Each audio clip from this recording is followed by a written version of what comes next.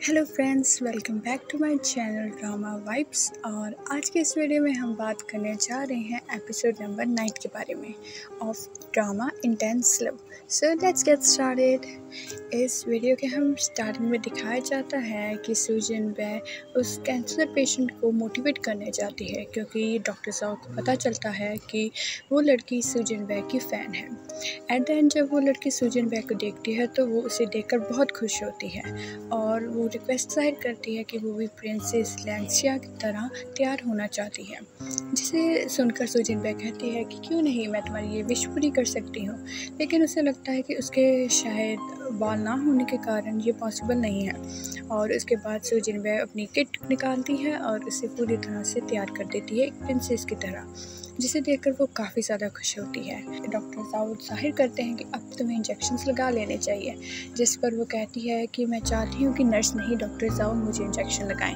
और उसके बाद सुजन वे डॉक्टर साहब की तारीफ़ करती है और उनसे कहती है आप उसे लगा दीजिए, जिसके बाद डॉक्टर साहब उसे इंजेक्शन्स लगाते हैं और उसके बाद उसके सारा कोर्स कंप्लीट हो जाता है।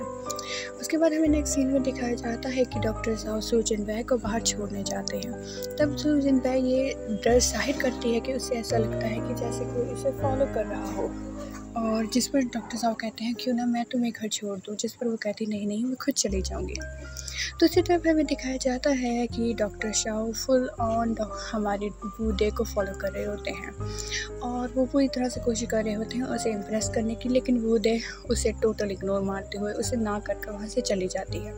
दूसरी तरफ जब सुजन पे अपने घर पहुँचती है तो वो देखती है कि उसके लॉक के साथ में कुछ पड़ा होता है। जब उसे टच करती है तो वो चूहा होता है, जिसे देखकर वो उसे एकदम से फेंक कर डरती हुई बाहर चली जाती है। और जब वो बाहर की तरफ भाग रही होती है तभी डॉक्टर साहब वहाँ पर आ जाते हैं और वो इतनी ज़ोर से उन्हें हग करती है कि डॉक्टर साहब की गर्दन में दर्द होने लगती है। जिसके बाद डॉक्टर साहब कहते हैं कि अब तुम कब तक मेरे ऐसे साथ लगी रहोगी, जिस पर वो कहती है हाँ, और वो उन्हें छोड़ देती है। वो कहती है कि आपको मेरी परवाह थी इसलिए आप यहाँ पर आए, जिस पर डॉक्टर साहब कुछ नहीं कहता। वो कहता है कोई बात नहीं, मैं देखता हूँ वहाँ पर क्या है। जब वो वहाँ पर देखते हैं वो उस चूहे को वहाँ से भगा देते हैं। उसके बाद दिखाया जाता है कि डॉक्टर साहब सुजन वे को अपने घर ले जाते हैं, जहाँ पर सुजन वे को फिर से ये गलतफहमी होती है कि शायद डॉक्टर साहब और वो कमरा शेयर करेंगे, जिस पर डॉक्टर साहब कहते हैं तुम अपना दिमाग कम चलाओ, और उसका कमरा दिखा देते हैं। जिसके बाद वो उनसे नाइट सूट की डिमांड करती है और वो कहते हैं कि तुम इनमें से कोई भी चूज़ कर सकती हो, लेकिन ये मेरी पहने हुई हो। जिस पर सुजन में कहती है अरे मुझे तो उससे कोई प्रॉब्लम नहीं है, लेकिन मुझे तो वो वाला पसंद आ रहा है जो आपने अभी पहना है। जिसे सुनकर डॉक्टर साहब थोड़ा सा ऑकवर्ड हो जाते हैं और सुजन पे हंसते हुए कहती है अरे मैं तो मजाक कर रही हूँ। और ये कहकर वो एक पसंद कर वहाँ से चली जाती है अपने रूम की ओर। जब वो उस रूम में जाती है तो वो वहाँ पर काफ़ी कंफर्टेबल फील करती है कि यार ये डॉक्टर साहब का घर है, फिर मैं इतना सेफ कैसे फील कर रही हूँ।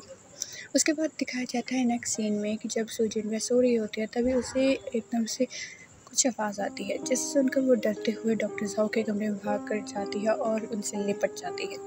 जिसके बाद सुजन वे डॉक्टर साहब को बताती है कि आपके घर में कुछ ना कुछ तो है, मुझे आवाज़ आ रही है। जिस पर डॉक्टर साहब कहते हैं नहीं ऐसा तो हो ही नहीं सकता, मेरा घर काफ़ी सेफ है। जिसके बाद वो कहती है देखिए इस आवाज़ को सुनिए।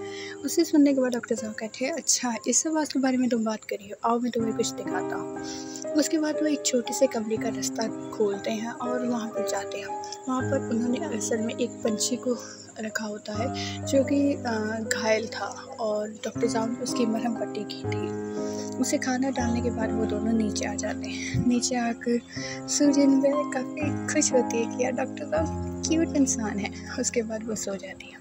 सुबह सुबह बूदे कॉल कर उसे उठाती है और कहती है कि मैं तुम्हारे घर के बाहर आई हूँ, प्लीज़ दरवाज़ा खोलो। जिस पर सुजन बे कहती है कि मैं अभी आती हूँ। जब वो बाहर निकलती है तो वो वहाँ पर डॉक्टर साहब को देखती है और उन्हें देखकर उसे एहसास होता है कि यार मैं तो अपने घर पे ही नहीं हूँ। जिस पर वो बूदे से कहती है कि आप बाहर चले जाइए डायरेक्ट सेट पर, मैं बाद में आती हूँ। जिसे सुनकर बूदे हैरान हो जाती है और वहाँ से चली जाती है।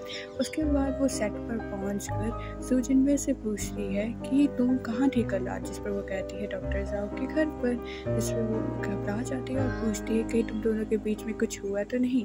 जिस पर सू जिनबे कहती है नहीं नहीं, लेकिन वो फिर भी बहुत खुश होती है। इसीलिए वूडे उसका मजाक उड़ाते हुए कहती है कि तुम ये सब सपने लेना छोड़ दो।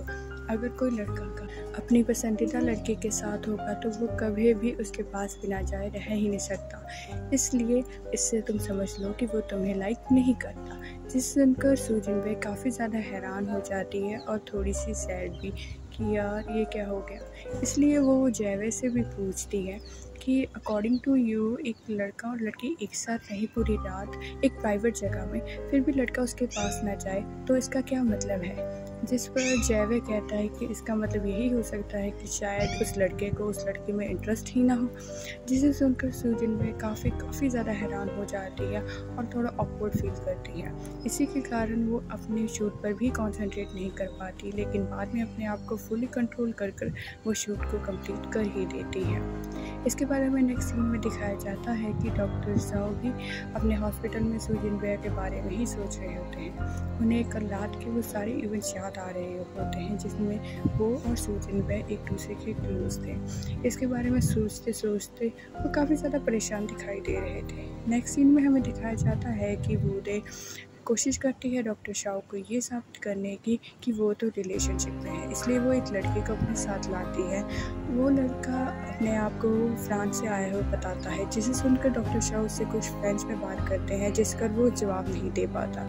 और तभी डॉक्टर शाओ कहते हैं कि मैं तो लास्ट ईयर ही फ्रांस से आया हूँ और मुझे फ्रेंच आती है, इस लड़के को नहीं आती। जिस सुनकर वूडे हैरान हो जाती है और वो कहता है कि मुझे इस बात से ये पता चल गया है कि तुम्हें मेरी परवाह है। दूसरी तरफ हमें दिखाया जाता है कि सू जिनबे डॉक्टर जाओ को इम्प्रेस करने की पूरी कोशिश कर रही होती है। इसलिए वो एक बहुत ही खूबसूरत रेड ड्रेस में रेडी होती है ताकि वो डॉक्टर जाओ को अपनी तरफ अट्रैक्ट कर पाए। और जब डॉक्टर जाओ आते हैं तो वो सू जिनबे को देखकर हैरान हो जाते हैं और उन दोनों में क्लोजनेस आ जाती है। यहीं पर हमारा ये एपिसोड ख़त्म हो जाता है और इसका नेक्स्ट एपिसोड मैं जल्दी ही अपलोड करूँगी अपने इस चैनल पर। So don't forget to subscribe to my channel. Thank you so much.